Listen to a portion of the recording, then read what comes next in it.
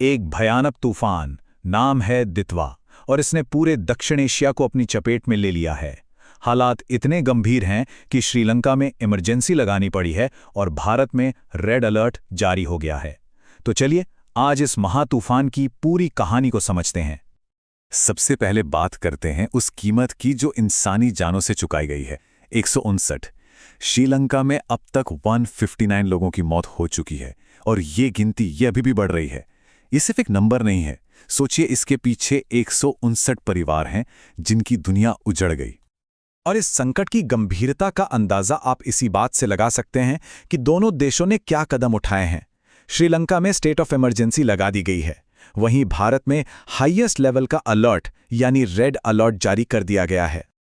चलिए अब जरा श्रीलंका में जो तबाही हुई है उसके स्केल को थोड़ा और गहराई से देखते हैं, क्योंकि वहां एक बहुत बड़ा मानवीय संकट पैदा हो गया है। मौत का आंकड़ा तो हमने देखा, लेकिन इसका असर इससे कहीं कहीं ज्यादा बड़ा है। जरा इन नंबर्स पर गौर कीजिए। 5 लाख से भी ज्यादा लोग सीधे सीधे इसकी चपेट में आए हैं। हजारों लोग बेघर हो गए हैं और सैकड़ों का तो अभी तक कुछ पता भी नहीं है। इस तूफान ने पूरे के पूरे इंफ्रास्ट्रक्चर को जैसे हिलाकर रख दिया है। भयानक बाढ़ और लैंडस्लाइड्स, सड़कें बंद, रेल की पटरियां उखड़ी हुईं। सोचिए, लोगों के घर या तो पानी में डूबे हैं या पूरी तरह तबाह हो चुके हैं। और ऊपर से बिजली, पानी, हेल्थ सर्विसेज सब कुछ ठप पड़ गया है। हालात बहुत ही मुश्किल हैं।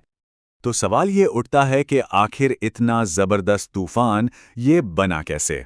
चलिए अब तबाही से थोड़ा हटकर इसके पीछे की साइंस को समझने की कोशिश करते हैं। अच्छा, इसका नाम दितवा कैसे पड़ा? यह भी बड़ा इंटरेस्टिंग है। दरअसल इस इलाके के देश बारी बारी से तूफानों को नाम देते हैं। इस बार यमन की बारी थी और उन्होंने ये नाम दिया, जिसका मतलब होता है लैगून। किसी भी चक्रवात के बनने के लिए ना एक परफेक्ट रेसिपी चाहिए होती है। इसमें 3 मेन इंग्रेडिएंट्स होते हैं।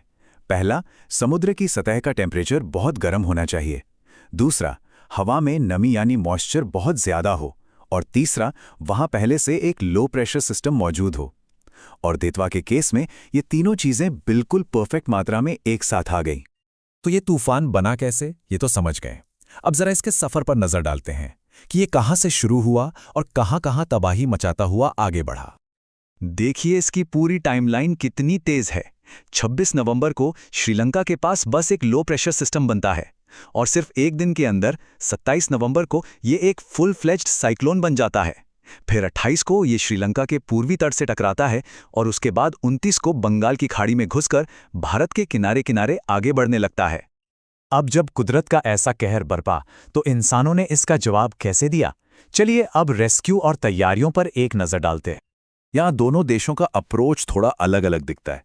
श्रीलंका ने तूफान आने के बाद एक्शन लिया, इमरजेंसी लगाई, 25,000 से ज्यादा जवानों को रेस्क्यू में उतारा। वहीं दूसरी तरफ भारत ने तैयारी पर ज्यादा फोकस किया, रेड अलर्ट जारी किया, एनडीआरएफ, एसडीआरएफ की 28 से ज्यादा टीमें पहले ही तैनात कर दी और 6,000 से ज्यादा रिलीफ कैंप्स भी तैयार कर लिए।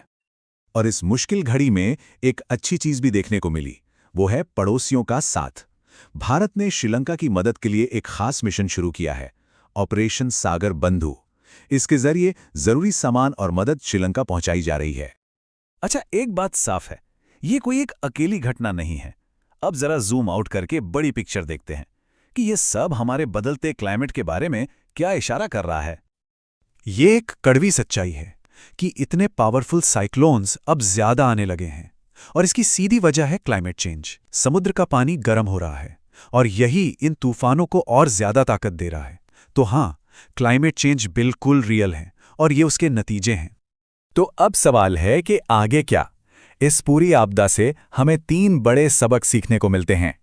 पहला, हमारे अर्ली वार्निंग सिस्टम्स और भी बेहतर होने चाहिए। दूसरा, शहरों में बाढ़ से निपटने का मैनेजमेंट मजबूत करना होगा। और तीसरा, ऐसे संकटों से लड़ने के लिए देशों को मिलकर काम करना होगा। और जाते जाते एक सवाल आपके लिए छोड़ जाते हैं। कभी सोचा है कि भारत के दोनों तरफ समुंदर हैं, लेकिन फिर भी अरब सागर के मुकाबले बंगाल की खाड़ी में इतने ज्यादा साइक्लोन क्यों आते हैं? इसके पीछे की साइंस और ज्योग्राफी के बारे में सोचिएगा जरूर।